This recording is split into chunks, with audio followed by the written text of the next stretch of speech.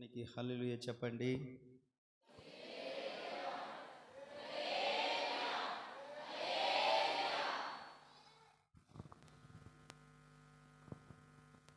గతించిన వారంలో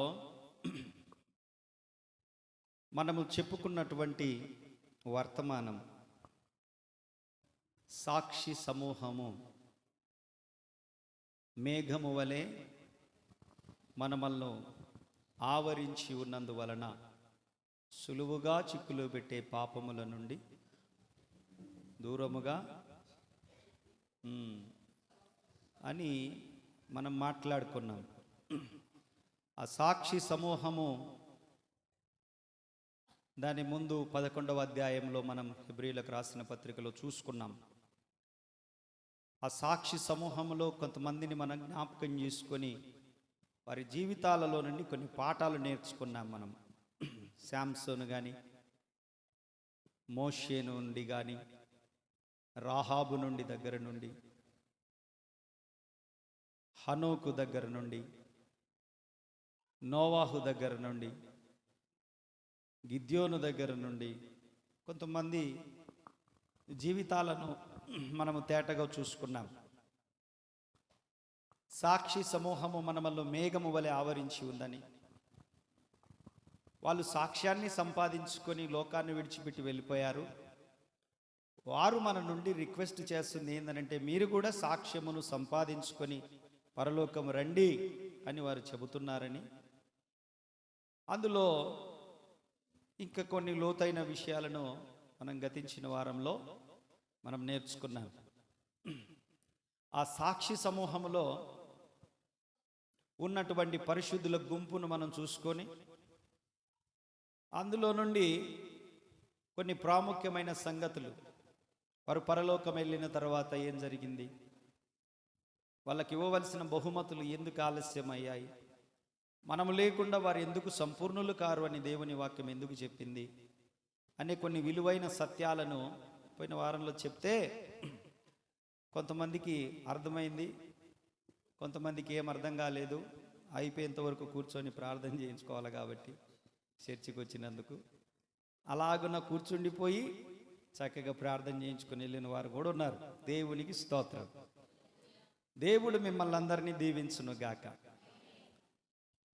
గతించిన వారంలో నేను చెప్పినటువంటి ఆ మాటలలో కొంతమంది పరిశుద్ధులను చూపించుకుంటూ వచ్చాను మీకు. నేనేమంటానంటే, ఆ పరిశుద్ధుల లిస్టులో ఎంతమంది ఉన్నారు? 16 మందిలో 14 మంది పురుషులున్నారు, 2 స్త్రీలున్నారని, ఈ 16 మందిలో కనీసం ఒక్కరినైనా మనం వెంబడిస్తే చాలు, తప్పకుండా మనం పరలోకానికి వెళ్తామని మీకు నేను తెలియజేశాను. 16 మందిలో కనీసం ఒక్కరిని, బారాకును, బిలామున్నాడా, శాంసోను, దావీదు, యెఫ్తా, సమూయేలు, చాలామంది ఉన్నారు అందులో కనీసం ఒక్కరిని మాదిరిగా పెట్టుకొని, మోడల్ ఒక్కరిని మాదిరిగా పెట్టుకొని మనం ఆ బైబిల్లో ఆ వ్యక్తి యొక్క గుణలక్షణాలను వెతికి మనం వాటిని ఫాలో అవ్వగలిగితే మనం తప్పకుండా సాక్ష్యాన్ని సంపాదించుకోగలము అనేటువంటి విషయాలు పోయిన వారము చెప్పాను. అప్పుడు కొంచెం ఎమోషనల్గా నేను మాట్లాడుతూ వచ్చేసాను. ఎందుకనంటే ఆ వారమంతా దాన్ని నెమరు వేశాను, నేను దాన్ని బాగా ధ్యానం చేశాను, దాన్ని బాగా తలకు పట్టించుకున్నాను. అదే మాట్లాడితే అదే, తినేటప్పుడు అదే, ప్రయాణం చేసిన అదే, నా పర్సనల్ కొన్ని విషయాలకు వెళ్ళేటప్పుడు అదే, నాకు ప్రతిసారి అదే గుర్తొచ్చేంతగా దాన్ని నేను మెదడుకి ఎక్కించుకున్నాను. కాబట్టి ఆ మాదిరిని, ఆ గురిని మనం కూడా కలిగి ఉంటే మనం తప్పకుండా సంపాదించుకోవాలి, విడిచిపెట్టుకోవాల్సినవి విడిచిపెట్టుకోవాలి. మోషే కొన్నిటిని పెంటతో సమానంగా ఎంచుకున్నాడు, కొన్నిటిని విడిచిపెట్టుకొని వచ్చాడు మోషే. కానీ మనం వాటి కొరకు వెంబడి పడుతున్నప్పుడు బాధ అనిపించింది. ధనమును విడిచిపెట్టుకొని వచ్చారు, రాజభోగాలను విడిచిపెట్టుకొని వచ్చారు, వజ్ర వైడూర్యాలను విడిచిపెట్టుకొని వచ్చారు. మోషే కుమార్తె యొక్క కుమారుని అనిపించుకొనుట కంటే దేవుని ప్రజలతో నింద అనుభవించుట మేలు అని చెప్పి ఏదైతే బహుమానం కొరకు అతను పరిగెత్తాడో, ఏదైతే అవి వద్దు నాకు దేవుని రాజ్యమే ముద్దు అని పరిగెత్తాడో, మనం ఈరోజు లోకంలో వాటి కొరకే ప్రయాసపడుతున్నప్పుడు అసహ్యం అనిపిస్తూ ఉంటుంది. పరిశుద్ధులు ఏటనైతే విడిచిపెట్టుకొని ఇవి శాశ్వతమైనవి కావు, లోకంలో తాత్కాలిక అవసరతలు తీర్చేవే అయినప్పటికీ అవి శాశ్వతమైనవి కావు అని చెప్పి వాటి కొరకు విడిచిపెట్టుకొని దేవుని వెంబడించారు. ఈ రోజులలో గజం స్థలం కొరకు, ఒక అడుగు స్థలం కొరకు, ఒక్క ఇటుక దొంగతనం చేశాడని, ఒక్క బజ్జీ దొంగతనం చేశాడని, ఆకలై ఒక్క బిస్కెట్ ప్యాకెట్ దొంగతనం చేశాడని, చిన్న పిల్లోడు ఆకలై ఒక్క బ్రెడ్ ముక్క దొంగతనం చేశాడని పట్టుకొని చావబాతున్నారే. ఏం సంపాదించాలని, సమాజానికి ఏమి నేర్పించాలని, సమాజంలో జరుగుతున్న అరాచకాలను చూస్తూ ఉంటుంటే అమ్మో దేవుడన్న వస్తే బాగుండు, అంతటితోటి ఈ దరిద్రాన్ని చూడలేకపోతున్నాం, ఈ దారుణాలు చూడలేకపోతున్నాం అనిపిస్తూ ఉంటుంది. పరిస్థితులు, బయట పరిస్థితులు చూస్తూ ఉంటే ఒక కనికరం అనేది లేదు మనుషులలో, పోయింది. అది మానవత్వం అనేది పోయింది, ఒక దయాగుణం అనేది పోయింది. ఇదివరకులాగా మాట్లాడే మనుషులు కనుమరుగైపోయారు, ఇదివరకులాగా ప్రేమించే మనుషులు కనుమరుగైపోయారు, ఇదివరకులాగా దయ చూపించే మనుషులు కనుమరుగైపోయారు. నా వైపు చూడాలి, అటు ఇటు చూడకూడదు. ఏం పని అటు ఇటు? నా వైపు చూడండి, మాట్లాడేటప్పుడు నా వైపు చూడాలి, కుడికి కానీ ఎడమకు కానీ తిరగకూడదు, మీ కన్నులు చక్కగా చూడవాలని చెప్తా ఉంది. ఆలకించండి, శ్రద్ధగా ఆలకించండి. కాబట్టి లోకములో ఏదైతే మనం ఎక్స్పెక్ట్ చేస్తున్నామో అది లేదు, ఏదో జరుగుతూ ఉంది లోకంలో. కాబట్టి దేవా నువ్వు రావాలి, సంఘాన్ని తీసుకొని పోవాలి అనే పాటలు కోకొల్లలుగా భక్తులు రాస్తూ ఉన్నారు. కాబట్టి బిడ్డలారా, ఈరోజు ఒక పరిశుద్ధమైన రక్తంలో, నిర్దోషమైన శరీరంలో మనందరం పాలు పొందబోతా ఉన్నాం. మరి మన హృదయాలు సరిగా చేసుకొని, మన మనస్సును సరి చేసుకొని, మన భయము భక్తిని మనం కలిగి, మన పాత నిబంధన పరిశుద్ధులు ఏం సంపాదించుకున్నారు దాన్ని మనం చూసుకుంటూ మనం వచ్చిన రీతిలోనే అలాగే కొన్ని విషయాలను నేను మరలా మాట్లాడి మీ ముందుకు ఈరోజు ఒక సుదీర్ఘమైన ప్రసంగం చేయను, కానీ ఒక అరగంట సేపు మాట్లాడి బల్లారాధనలోనికి వెళ్ళిపోదాం. దేవునికి మహిమ కలుగునగాక. మంచిది. ఒక మాట చదువుకుందాం బైబిల్ గ్రంథంలో నుంచి. సమూయేలు రాసినటువంటి మొదటి గ్రంథము 30వ అధ్యాయము 18వ వచనాన్ని చదువుకుందాం. సమూయేలు రాసిన మొదటి గ్రంథము 30వ అధ్యాయం 18వ వచనం చదవండి, పర్లేదు, అందరు చదవండి. ఇలాగున దావీదు అమాలేకీయులు దోచుకొని పోయిన దానినంతటిని తిరిగి తెచ్చుకొనేను. చాలు, రెస్టోర్. ఈరోజు పోగొట్టుకున్న దానిని తిరిగి తెచ్చుకొనుట ఎట్లు? ఆమేన్. పోగొట్టుకున్న దానిని తిరిగి తెచ్చుకొనుట. ఈరోజు మన జీవితాలలో మనం ఏం పోగొట్టుకొని ఉన్నాం? ఏమి పోగొట్టుకొని మనము నిస్సహాయులమై కూర్చొని ఉన్నాం? ఏమి పోగొట్టుకోవడానికి కారణాలు ఉన్నాయి. అజ్ఞానము ద్వారా కొన్ని పోగొట్టుకుంటాం, మనం బుద్ధిహీనత ద్వారా కొన్ని పోగొట్టుకుంటాం, కొన్ని తెలియక పోగొట్టుకుంటాం, కొన్ని అహంకారంతో పోగొట్టుకుంటాం, కొన్ని నాకంత తెలుసులే అనే అమాయకత్వంతో పోగొట్టుకుంటాం. నాకంతా తెలుసు అనేవాడికి వాడు వెర్రివాడు అనే మాటకు మనం సందేహించాల్సిన అవసరం లేదు. నాకు అన్నీ తెలుసు అనుకునేవాడిని ఏమని అనుకోవాలి? నాకు అన్నీ తెలుసు అంటారు కదా, వాళ్ళని ఏమనుకోవాలి మనము? వాడు వెర్రివాడు అనుకోవాలి. ఎందుకనంటే వాడు ఎవరైనా చెప్పినా వినడు, తనకు తానుగా మంచి ఏది చెడు ఏదని తెలుసుకునేటువంటి అంత ఓపికగా అతను ఆలోచించే స్థితిలో ఉండడు. కాబట్టి ఈరోజు మనం కొన్ని పోగొట్టుకున్నాం. ఆరోగ్యం పోగొట్టుకున్నాం, ధనాన్ని పోగొట్టుకున్నాం, విలువలు పోగొట్టుకున్నాం, మనకు కలిగి ఉన్నదాన్ని పోగొట్టుకున్నాం, మన సంపాదన పోగొట్టుకున్నాం, కొన్ని పోగొట్టుకున్నవి ఉన్నాయి. అయితే దాన్ని తిరిగి ఇవ్వడానికి దేవుడు సిద్ధంగా ఉన్నాడు. తిరిగి పొందుకోవడానికి నువ్వు సిద్ధంగా ఉండగలిగితే, తిరిగి మనం ఏమి చేయాలనో చేయగలిగితే, రెండంతలుగా లేదా నువ్వు పోగొట్టుకున్నదేదో అది తిరిగి మరలా నువ్వు పొందుకోవడానికి అవకాశం ఉంది ఈ రోజున. Amen, amen. కాబట్టి చాలా జాగ్రత్తగా. ఏంటి, ఎందుకు నవ్వుతా ఉన్నారు ఇందాక నుంచి మీరు? ఏం జరుగుతూ ఉంది అక్కడ?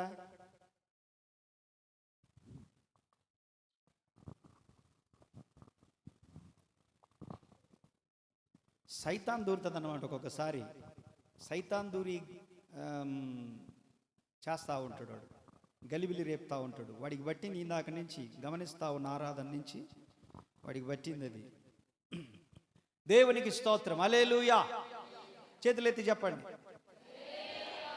ఆరాధన జరిగేటప్పుడు నేను మధ్యలో కళ్ళు తెరిచి చూస్తూ ఉంటా. ఎవరు ఏ పనికి మాలిన పని చేసినా తెలుస్తుంది నాకు. ఆరాధన అందరూ ఆరాధన చేస్తూ ఉంటారు. కొన్ని దెయ్యాలు ఉంటాయి మధ్యలో. కొన్ని దెయ్యాలు ఏం చేస్తూ ఉంటాయంటే నవ్వుకుంటూ ఉంటుంటాయి. అటు సైడ్ చూసి ఇటు సైడ్ చూసి. వీటికి ఏం పని ఉండవు. ఈ గాలి దెయ్యాలు అన్నమాట. ఏ దెయ్యాలు చెప్పండి? ఏ దెయ్యాలు? అంతే, ఈ గాలి దెయ్యాలు. ఇంట్లో తల్లిదండ్రుల మాట వినని దెయ్యాలు. అందుకే వారి జీవితాలు సంకనాగిపోతాయి మధ్యలోనే. మనం ఎంత ప్రార్థన చేయి భ్రష్టులు అయిపోతారు వాళ్ళు. వాళ్ళ జీవిత విధానాలు మారిపోతాయి. తల్లిదండ్రుల లోపం కాదు అది, దైవజనుల లోపంగా. తల్లిదండ్రులు కూడా చాలా ప్రయాసపడతారు, డబ్బులు పెడతారు, ప్రార్థన చేస్తారు. ఈ పోగొట్టుకోరు అన్నమాట. ఈ దెయ్యాలను పోగొట్టుకోరు. ఈ పనికి మాలిన దెయ్యాలు ఇవి. దేవునికి స్తోత్రం చెప్పండి, చెప్పండి, స్తోత్రం చెప్పండి. హల్లెలూయా. శ్రద్ధగా ఆలకించండి. దేవుని వాక్యం ఏమి సెలవిస్తా ఉందంటే, దావీదు అమాలేకీయులు దోచుకొని పోయిన దానినంతటిని, అమాలేకీయులు దోచుకొని పోయిన దానినంతటిని దావీదు తిరిగి, ఆమెన్, ఆమెన్. ఈరోజు దేవుని సేవకునిగా మిమ్మల్ని ఒకటి దీవించాలనుకుంటున్నాను.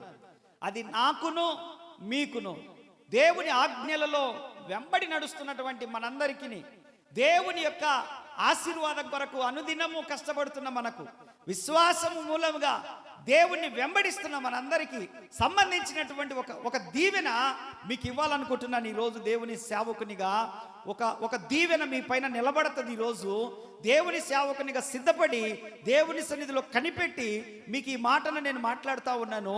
దేవుడు అంటున్నాడు, ఏదైతే మనము అజ్ఞానముతో కానీ, పొరపాటుతో కానీ, తెలిసి కానీ, తెలియక కానీ, అది అలా జరుగుతుందని అనుకోకుండా కానీ ఏదైతే మనం పోగొట్టుకున్నామో దేవుడు తిరిగి దానిని మనకిచ్చునుగాక. చప్పట్లు కొడితే యేసయ్యను కనపరచండి. అన్నీ మనకు అనుకొని జరగవు. అవి ఒక్కొక్కసారి మన అజ్ఞానంతో జరుగుతాయి, ఒక్కొక్కసారి మనకు తెలియకుండా జరిగిపోతాయి, ఒక్కొక్కసారి మనకు తెలియకుండా నష్టపోతాం మనము. అది మనం కావాల్సి చెయ్యము, కావాల్సి నడవము, కావాల్సి ఆ మార్గాన్ని ఎన్నుకోము. కానీ వి లాస్ట్ సంథింగ్ సమ్ టైమ్స్. మనం కొన్నిసార్లు ఏం చేస్తామంటే పోగొట్టుకుంటాం, కోల్పోతాం, కోల్పోతాం. కానీ దేవుని వాక్యం సెలవిస్తూ ఉంది. దావీదు విషయంలో దేవుడు అంటున్నాడు, ఏదైతే పోగొట్టుకున్నాడో దానినంతటిని రెస్టోర్ చేశాడంట, దానినంతటిని తిరిగి ఇచ్చాడట దేవుడు. ఆమేన్. మీ కుటుంబాలలో కూడా ఏదైనా పోగొట్టుకుని ఉన్నట్లయితే దేవుడు ఈరోజు ఆ కృప మీకు కూడా ఇచ్చునుగాక, నాకు కూడా ఇచ్చునుగాక, సంఘమంతటికి ఇచ్చునుగాక. ఏది పోగొట్టుకున్నామో, ఆరోగ్యం పోగొట్టుకున్నామా, విశ్వాసాన్ని పోగొట్టుకున్నామా, భక్తిని పోగొట్టుకున్నామా, ప్రార్థనా జీవితాన్ని పోగొట్టుకున్నామా, కృపలను పోగొట్టుకున్నామా, వరాలను పోగొట్టుకున్నామా, ఏది పోగొట్టుకున్నామో యేసు నామములో అది ఈ నెలలోనే ఇచ్చునుగాక ప్రభువు. చప్పట్లు కొట్టండి. 8వ వచనం చదువుకుందాం. అక్కడనే వచ్చి 30వ అధ్యాయం 8వ వచనం చదవండి.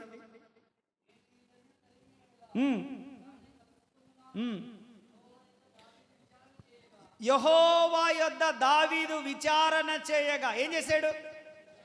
విచారణ అనగా ప్రార్థన. చెప్పండి అందరు. ఏం చేశాడు దావీదు?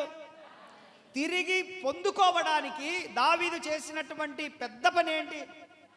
చిన్న పని ఏంటి? మిడిల్ సైజులో పని ఏంటి? ఏదైనా ఏంటి? ఏం చేశాడు? ప్రార్థన చెయ్యనంత వరకు, ఒక్క మాటలో చెప్పాలంటే 16 నెలలు చేయలేదు. ఎన్ని నెలలు? 16 నెలలు యెరూషలేములో లేడు.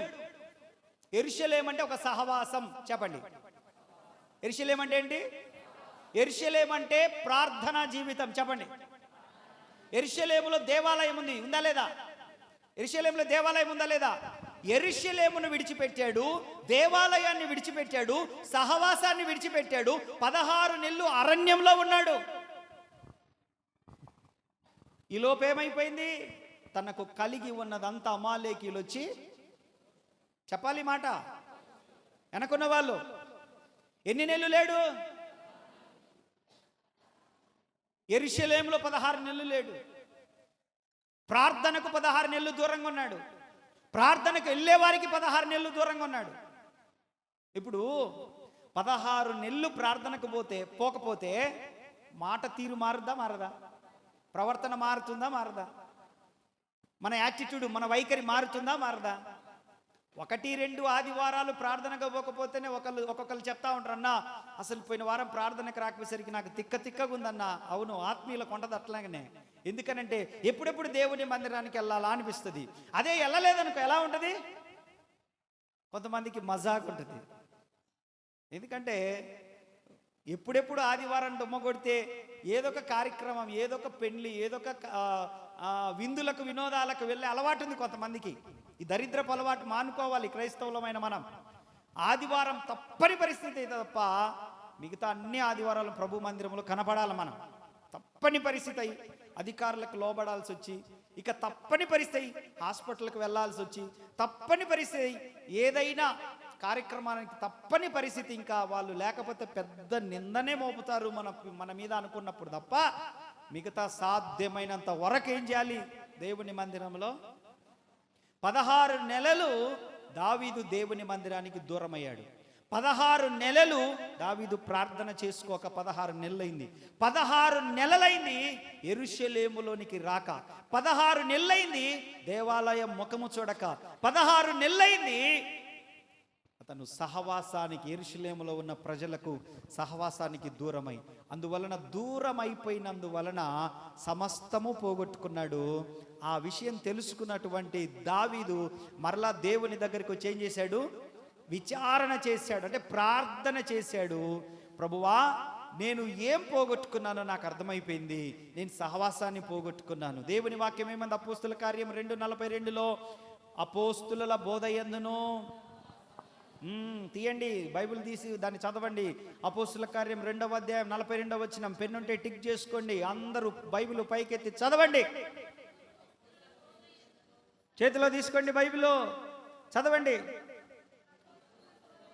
వీరు అపోస్తుల బోధ యందును, సహవాసమందును, రొట్టె విరుచుట యందును, ప్రార్థన చేయుట యందును.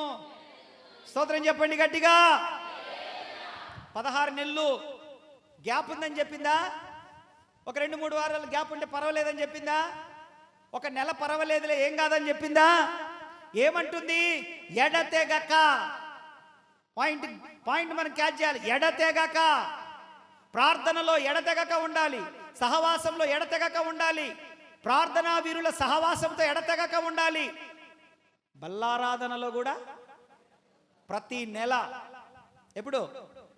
ప్రతి నెల బల్లారాధనలో కూడా కనెక్షన్ కట్ అవ్వకూడదు. ఆమేన్. బల్లారాధన కూడా కనెక్షను. బల్లారాధనగానే బ్యాగ్ సంకలు వేసుకొని, బైబిల్ సంకలు వేసుకొని బయటికి వెళ్ళిపోతున్నావు అని అంటే మార్చుకోవాలి, ఇంకా చేర్చుకోవాలి, ఇంకా దేవుని వాక్యాన్ని, ఇంకా హృదయాన్ని పరిశుద్ధపరచుకోవాలి, సరి చేసుకోవాలి. ఎంతకాలం పరిగెడతావు? నువ్వు బయటికి వెళ్ళేటప్పుడు దేవుని రాకడ వస్తే పరిస్థితి ఏంటి? మనము చచ్చినా దేవుడు వచ్చినా మనం రెడీగా ఉండేటట్లు ఉండాలి. ఆమేన్. ఎలా ఉండాలి? మనము ఎలా రెడీగా ఉండాలి? దేవుడు వచ్చినా పలకలేమిది. దేవుడు వచ్చినా లేదా మనము ఎలా ఉండాలి? మనము దేనికి దేనికి దేవుని ఎదుర్కోవడానికి. ఆమేన్. దేనికి రెడీగా ఉండాలి? మనము దేవుణ్ణి ఎదుర్కోవాలి మనము. ఎందుక మనం ప్రార్థనకు పోతున్నావు అనంటే దేవుణ్ణి ఎదుర్కోవడానికి. ఎందుకయ్యా నువ్వు ఇంత భక్తి చేస్తున్నావు? దేవుణ్ణి ఎదుర్కోవడానికి. దేవుడు రెండోసారి రాబోతున్నాడు, ఆయనని ఎదుర్కోవడానికి. ఎందుకయ్యా ఇంత ఉపవాసాలు, కడుపు మార్చుకొని ఎందుకయ్యా? దేవుణ్ణి ఎదుర్కోవడానికి, పరలోకం వెళ్ళడానికి. స్తోత్రం చెప్పండి. అయితే ఇందులో భాగము దావీదు 16 నెలలు దూరంగా ఉన్నప్పుడేమో అన్ని పోగొట్టుకున్నాడు. దావీదు యెహోవా యొద్దకు వచ్చి విచారణ చేసిన తర్వాత దేవుడట అమాలేకీలు తీసుకుపోయిన దాన్ని మొత్తాన్ని తిరిగి అతనికి ఇచ్చాడట. దేవునికి స్తోత్ర. అందుకే అపోస్తుల కార్యంలో పౌలయ్య గారు భక్తుడు రాస్తూ, లూకా గారు రాస్తూ మాట్లాడుతూ ఉన్నారు. భక్తుడు రాస్తూ మాట్లాడుతున్నాడు అపోస్తుల కార్యంలో 2:42 ఏమన్నాడనంటే, వీరు అపోస్తుల బోధ యందును. మనందరం ఏ బోధలో ఉండాలి? అపోస్తుల బోధలో ఉండాలి. ఆమేన్. అపోస్తుల సహవాసములో ఉండాలి. ఆమేన్. అపోస్తుల రొట్టె విరుచుటలో ఉండాలి. ఆమేన్. అపోస్తుల ప్రార్థన చేయుటలో. ఎన్ని ఉన్నాయి? ఎన్ని అనుభవాలు ఇవి? 4 అనుభవాలు. ఇవి లంగర్స్ అన్నమాట. మన ఓడకి, మన పడవకి ఇవి లంగర్స్. కుడివైపు, ఎడం వైపు, వెనక, ముందు ఈ లంగర్స్ వేస్తే ఈ పడవ ఈ సముద్రం అనే లోకంలో కొట్టుకొని పోకుండా దేవుని రాజ్యం అనే ఓడకు, రేవుకు చేరుతుంది. ఓడరేవు దేవుని రాజ్యం అనే ఓడరేవుకు చేరాలనంటే గాలి తుఫానులకు ఊగుతుంది కానీ పల్టీ ఆమె చెప్పట్లే మీరు. ఊగుతాయి. శోధన వచ్చినప్పుడు, కలవరం వచ్చినప్పుడు, భయాందోళన వచ్చినప్పుడు ఊగుతాయి. కానీ పల్టీ కొట్టే ఛాన్స్ మాత్రము ఉండదు. ఎందుకు? ఎన్ని లంగర్స్ ఉన్నాయి దీనికి? ఎన్ని లంగర్స్ ఉన్నాయి? ఎన్ని యాంకర్స్ ఉన్నాయి? 4 యాంకర్స్ ఉన్నాయి.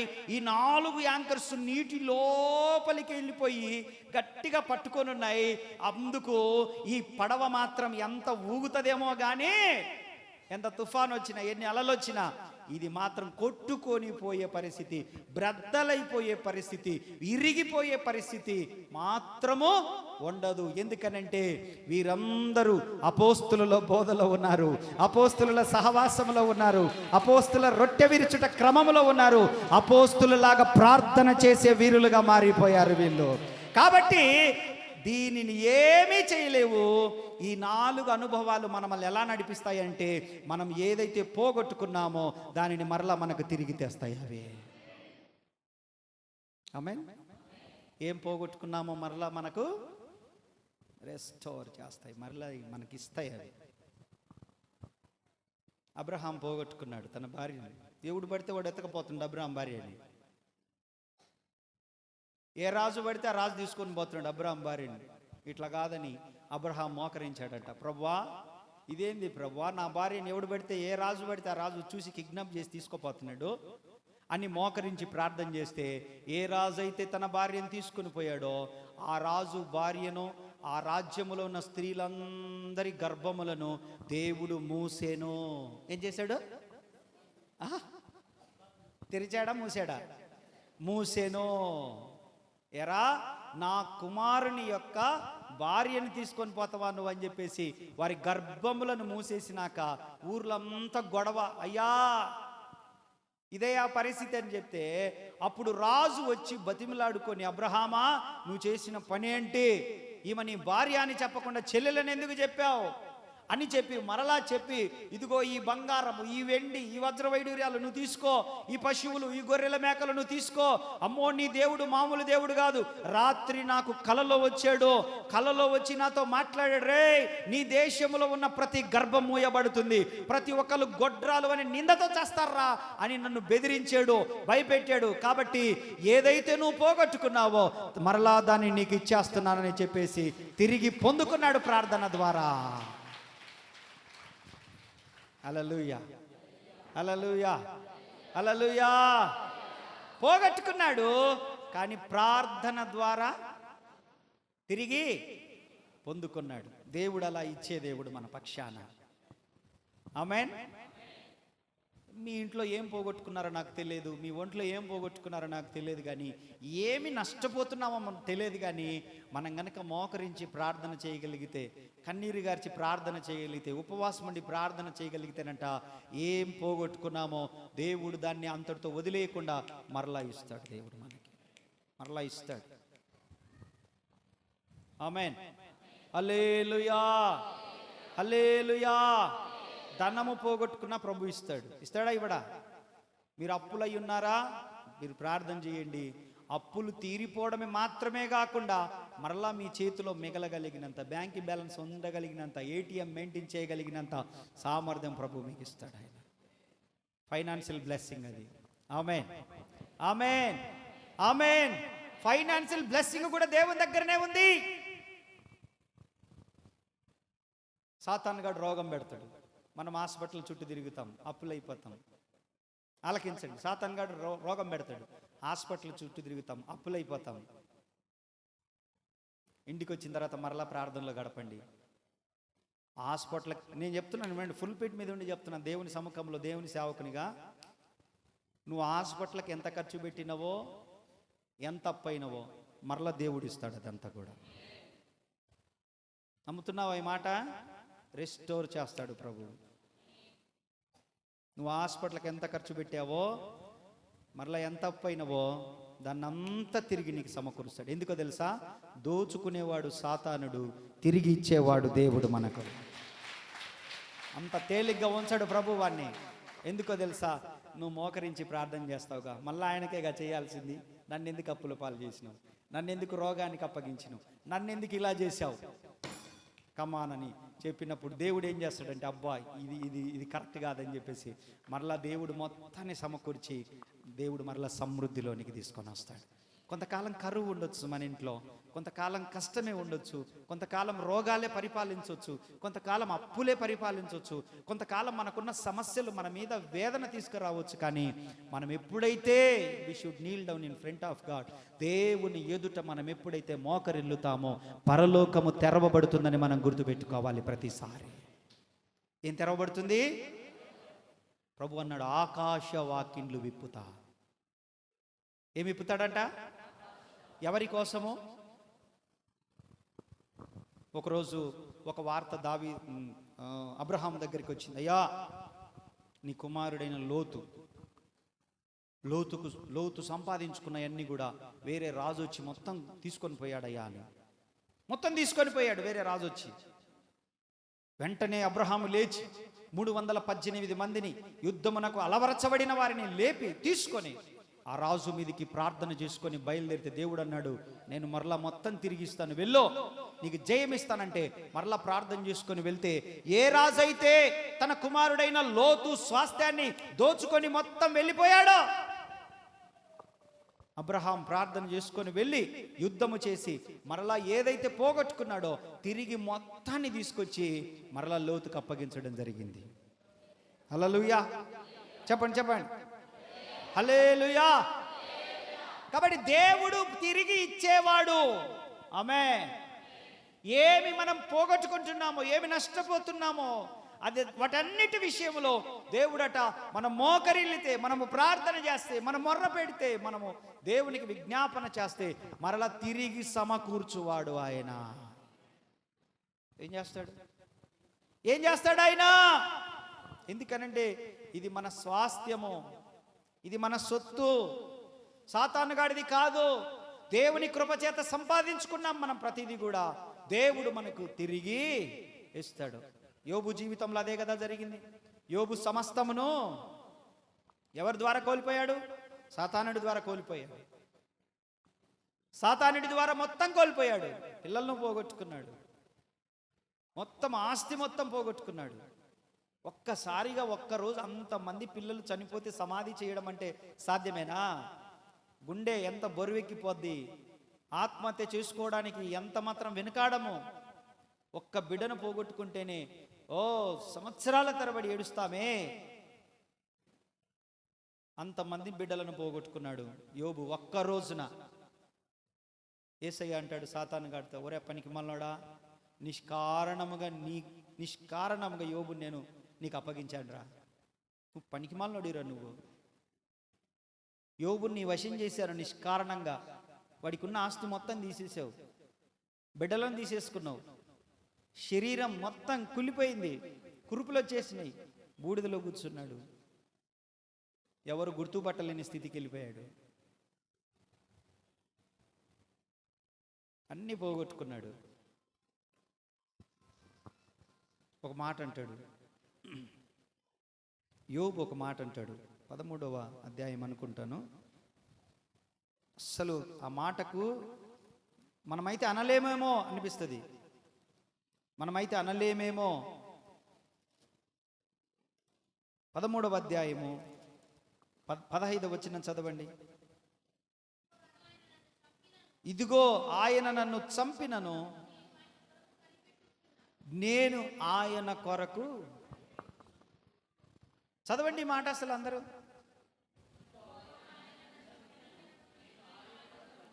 అసలు ఈ మాట మనము మొత్తం పోగొట్టుకున్నాక అనగలమా? ఎంతమంది కుమారులు కుమార్తెలు ఎంతమందిని పోగొట్టుకున్నాడు? ఒక్క రోజే తన చేతుల మీద సమాధి కార్యక్రమాలు చేశాడు. ఆస్తి మొత్తం పోయినాయి, ఒంటెలు పోయినాయి, గాడిదలు పోయినాయి, దాసీలు పోయారు.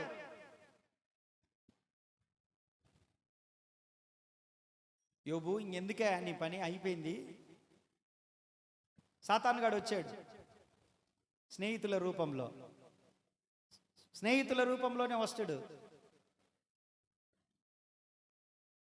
దేవునికి స్తోత్రం, హల్లెలూయా. నిన్న మా సార్ చెప్తా ఉన్నాడు, మా ప్రిన్సిపల్ సారు మాట్లాడుతూ వాళ్ళ ఆవిడకి అనారోగ్యం వచ్చింది. ఆ 20 రోజులకు ఎంతకో 30 లక్షల దాకా అయినాయంట. మాట్లాడుతూ చెప్తున్నాడు, వెళ్ళేటప్పుడు హాస్పిటల్కి వెళ్ళేటప్పుడు చర్చి వాళ్ళతో ప్రార్థన చేయించుకొని వెళ్దామని సంఘంలో ఇలా పాస్టర్మ గారిని తీసుకెళ్తున్నాము, ప్రార్థన చేయండి అని చెప్పేసి వెళ్ళిపోయేటప్పుడు అంతా అయిపోయింది. వెళ్ళిపోయేటప్పుడు ఒక ఆమె వచ్చి, అక్క ఒక్క సెల్ఫీ దిగుతక్క నీతో అంటుందంట. ఆయనకు పిచ్చ కోపం వచ్చిందంట. అంటే పాస్టరమ్మ మళ్ళీ తిరిగి రాదనా నీ అర్థము? పాస్టరమ్మ మళ్ళీ తిరిగి రాదనుకుంటున్నావా సైతానా? సంఘంలోనే ఉన్నవా నువ్వు ఇటాడు దానివి? ఇంత అవిశ్వాసపు మాటలు మాట్లాడేదానివి అంటే ఒక్క సెల్ఫీ దిగుతా అంటే ఏంటి అర్థము? ఎంత అవిశ్వాసంగా మాట్లాడుతున్నావు నువ్వు. స్నేహితుల రూపంలోనే వచ్చాడంట సాతానుగాడు. వచ్చి, యోబు నీ పని అయిపోయిందా, మొత్తం కుళ్ళిపోయింది నీ శరీరం అంతా, ఇంకేం లేదు, నువ్వు హాస్పిటల్కి వెళ్ళి కూడా చూయించుకోలేవు, నీకు ఆ డబ్బులు లేవు, ఏం లేవు, అయిపోయింది నీ పని, ఇంకెందుకు దేవుణ్ణి ఒక్కసారి దూషించి ఇంకా చచ్చిపో, వదిలేసే, ఇంకా అయిపోయింది.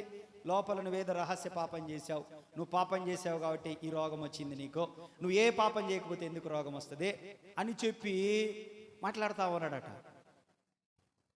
అప్పుడు యోబు అన్నాడు, నేను చచ్చినను, ఏమన్నాడు, నేను ఆయన నన్ను చంపినను నేను ఆయన కొరకే కనిపెట్టుకొని ఉంటా కొట్టో. అది ఇంకా ఏమి దేవుడు లేయా, ఇంకా ఏమి దేవుడు, నాకు ఇట్ట అవుతుందని నేను అనుకోలే, నేను ఇట్ట అనుకునింటే ఇట్ట అవుతుందని నేను అనుకోలేదు, దేవుడు లేడు, ఏం లేదు అనలే. ఆయన నన్ను చంపినను. శద్రక్ మేషక్ అబేద్నెగోలు ఏమన్నారు దానియేలు గ్రంథంలో? చదువు, నీకు ఈరోజు అర్థమవ్వాల వాక్యము. చదవండి, 5 నిమిషాలలో ముగిచ్చేస్తా. చదవండి, దానియేలు గ్రంథంలోనికి రండి. శద్రక్ మేషక్ అబేద్నెగోలు ఏమన్నారో చదవండి, ఆ మాట రెఫరెన్స్ చెప్పు. 3వ అధ్యాయము దానియేలు గ్రంథము 734 పేజీ నెంబర్ ఎత్తుక్కోండి. మీ నాలుకకున్న ఉమ్మంత బుయ్యండి దానికి. 3వ అధ్యాయం చదువు, 17వ వచనం. మేము సేవించుచున్న దేవుడు మండుచున్న వేడిమి గల అగ్నిగుండములో నుండి మమ్మను తప్పించి రక్షించుటకు సమర్థుడు, మరియు ఆయన నీ వశమున పడకుండా మమ్మను రక్షించును. ఒకవేళ, ఇది చదవండి అందరూ.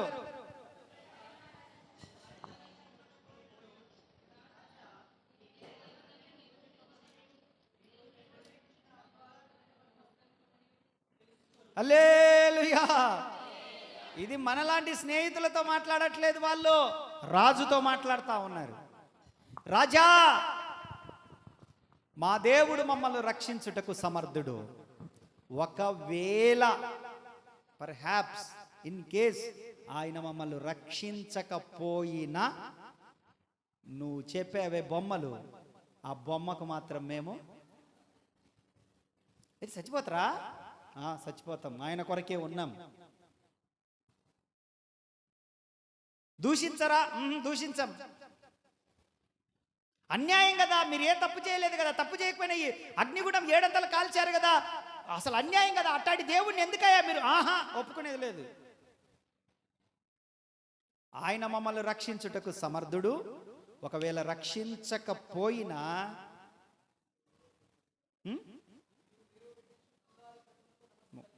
స్తోత్రం చెప్పండి. అంకమ్మ తల్లి ఉంది, వాళ్ళ ఆయన హాస్పిటల్కి తీసుకుపోయి చేర్పించింది. ఏ ధైర్యంతో తీసుకుపోయినావు, నీ కాడ డబ్బులు లేకుండా? దాదాపు 50,000 పైన ఖర్చు, ₹1,00,000 అయినాయి హాస్పిటల్కి వెళ్తే. ఆమె కాడ ఛార్జీలకు తప్ప, తినడానికి తప్ప ఏం లేవు. సంతోషంగా ట్రీట్మెంట్ చేయించింది. బిల్లేసిండు డాక్టరు. బిల్లేసినాక ఒకళ్ళ మొక్కలు ఒకళ్ళు చూసుకుంటుండ్రు. నువ్వు తెచ్చినవా కొడుక అంటే, నేను తేలేదంటే. చిన్న కొడుక నువ్వు తెచ్చి, నాకేం తెలుసు అండి. పెద్ద కొడుకు నేను తేలేదంటే, అల్లుడా నువ్వు తెచ్చి నాకు, మరి ఎట్టరా బిల్లేసిండ్రు? నలుగురు పోయి డాక్టర్ కాడ కూర్చొని, అయ్యా మేము దేవుని పిల్లలమయ్యా, ఇంత అవుతుందని మేము అనుకోలేదయ్యా, మేము ఇట్లా సంగతి అయ్యా, ఫలాని సంగతి అంటే, ఆయన కిందకి మీదికి చూసి, మీరు రూపాయి కట్టాల్సిన అవసరం లేదు, మీ ఆయనను తీసుకపోండి అన్నారంట. కట్టినరా? అది సజీవ సాక్ష్యం. అది రూపాయి కట్టాల్సిన పని లేదు, తీసుకపో, కానీ మళ్ళీ రాగాకండి నా కాడికి.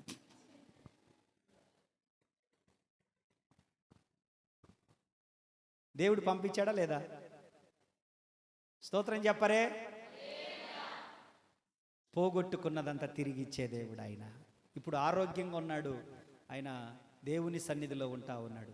నేను ఒక ప్రార్థన చేసిన, ఆ తల్లి అన్నది, అన్నా దేవుడు బాగు చేస్తే మా ఆయన దేవుని మందిరానికి వస్తాడన్నా, బాప్తిస్మం తీసుకుంటాడన్నా, అందుకని ప్రార్థన చేయను అన్నది. ఒక్కటి చాలు నాకు క్లూ, దేవుని మందిరానికి వస్తాడు అంటే చాలు, ఇంకా ప్రార్థన చేస్తే ఎంతసేపు అయినా. చేసా దేవుని కృపను బట్టి. మొత్తానికి దేవుడు అద్భుతం చేశాడు, ఆయనను దేవుని మందిరానికి నడిపించాడు. పోగొట్టుకున్నదంతా సంతోషం లేదు ఇదివరకు ఆయన వలన, కానీ ఇప్పుడు ఆయనే ఇంటికి సంతోషంగా మారిపోయాడు. ఎవరి వలన ఇది? రాజా, ఆయన మమ్మల్ని రక్షించకపోయినా పర్వాలేదు, మేము మాత్రము ఎవరి వైపు చూడలేదు. వాళ్ళు ఎవరి దగ్గర సహాయం అడగలేదు, ఎవ్వరికి ఫోన్ చేసి డబ్బులు అడగలేదు. సరాసరి ప్రార్థన చేసుకొని డాక్టర్ దగ్గరికి వెళ్ళారంట. డాక్టర్ మనసు దేవుడు మార్చాడు. 50,000 రూపాయలు నువ్వు కట్టకపోతే నేను ఆడ చెప్తా, కానీ మీరు వెళ్ళండి, జాగ్రత్తగా ఉండమని చెప్పండి. దావీదు పోగొట్టుకున్నదంతా తిరిగి తెచ్చుకోవడానికి గల కారణం ఏంటంటే ప్రార్థన. ఏంటిది? ప్రార్థన, ప్రార్థన, ప్రార్థన. మనం ఎంత ఎక్కువ సమయం ప్రార్థనలో గడుపుతామో అన్ని అద్భుతాలు చూస్తాం. మా అమ్మకు 2 సార్లు పక్షవాతం వచ్చింది. మా అమ్మకు ఎన్నిసార్లు? 2 సార్లు తిరిగిపోయినాయి ఏడియాడ. మా అమ్మకు మూతి అంతా వెళ్ళిపోయింది, కాళ్ళు చేతులు తిరిగిపోయినాయి. 2 సార్లు పక్షవాతం వచ్చింది. 2 సార్లు ఎన్ఆర్ఐ గుంటూరు లలిత హాస్పిటల్లో నేనే ఉన్నది, ఇంకెవరు ఉండరు. ఇంకా నేను తగలబడి ఉండాలాడ. ఇంకా హాస్పిటల్లో నేనే, ఆ వాసనే నాకు గిట్టదు. ఇంకా హాస్పిటల్ మా అమ్మకు అంత చేతులు పడిపోయి, కాళ్ళు పడిపోయి, మూతి అంతటి తిరిగిపోయి, అంత పక్షవాతం వచ్చి దాదాపు 7 రోజులు ఉన్న తర్వాత ఏ నర్స్ అయితే బాగా సర్వీస్ చేసిందో ఆ పిల్లని పిలిచి ట్రామా నీకు ప్రార్థన చేస్తా అంటుంది.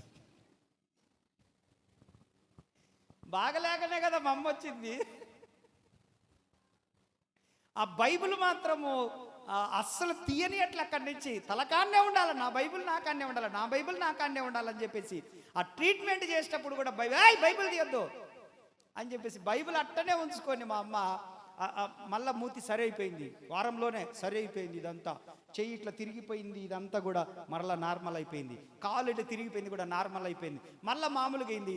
ఉదయాన్నే ఊరికే వాకింగ్ చేస్తుంది, ఉదయాన్నే 7 గంటలకు అట్లా వాకింగ్ చేస్తుంటే ఈలోపు ఆ అమ్మాయి వచ్చింది, నర్సు వస్తే, అమ్మాయి ఇట్రా ప్రార్థన చేస్తా, ఇట్రా అమ్మా ఇట్రా, నువ్వు యవనస్తురాలి, నీకు మంచి మొగుడు వస్తాడే, ఇట్రా ప్రార్థన చేస్తా ఇట్రా అని చెప్పేసి ఆ అమ్మాయిని పిలిస్తే ఆ అమ్మాయి నవ్వుకుంటూ వస్తుంది. ఏంటమ్మమ్మ అంటే కళ్ళు మూసుకో అని చెప్పేసి ఆ పిల్లే కళ్ళు మూసుకోలే, ఈమె బైబిల్ తలపైన పెట్టి ప్రార్థన చేసి ఇంకా సిలువ గుర్తేసి నీకు మంచి మొగుడు వస్తాడు పో. దేవునికి స్తోత్రం.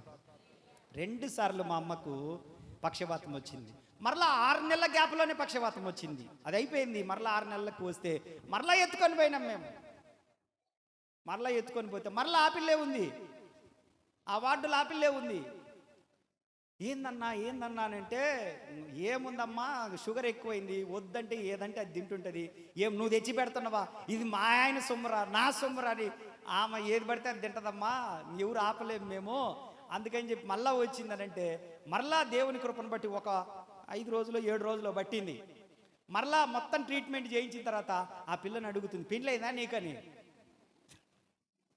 అయిందమ్మమ్మ అనంటే నీకు మంచి మొగుడు వచ్చింటాడే, నేను ప్రార్థన చేసిలే నీకు. ఆ అమ్మాయి చెప్తుంది, మంచి ఆయన వచ్చాడు, టీచర్ పెళ్లి చేసుకున్నాడంట ఆయన్ని. దేవునికి స్తోత్ర.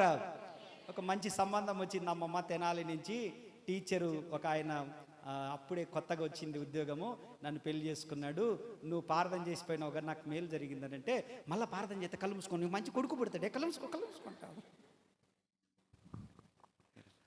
దేవునికి స్తోత్రం. ప్రార్థన ద్వారా సమస్తమును ఇచ్చే దేవుడు ఆయన. కొడు చప్పట్లు. ప్రార్థన ద్వారా ఇచ్చే దేవుడు. మా అమ్మ ఆరోగ్యం పోగొట్టుకుంది, 2 సార్లు పోగొట్టుకుంది. 2 సార్లు దేవుడు మరలా ఆరోగ్యాన్ని ఇచ్చాడు మా అమ్మకి. మనలో ఎవరిమైనా సరే పోగొట్టుకున్నందుకు చింతించగాకండి. మనకుంది ఒక అవకాశం, ప్రార్థన, దాని ద్వారా తిరిగి పొందుకుంటాం మనము. దేవుడి మాటలు దీవించునుగాక. బల్లలో పాలు పొందాలనుకున్న వాళ్ళు లేచి నిలబడండి, మిగతా వాళ్ళు అలాగే కూర్చోనండి.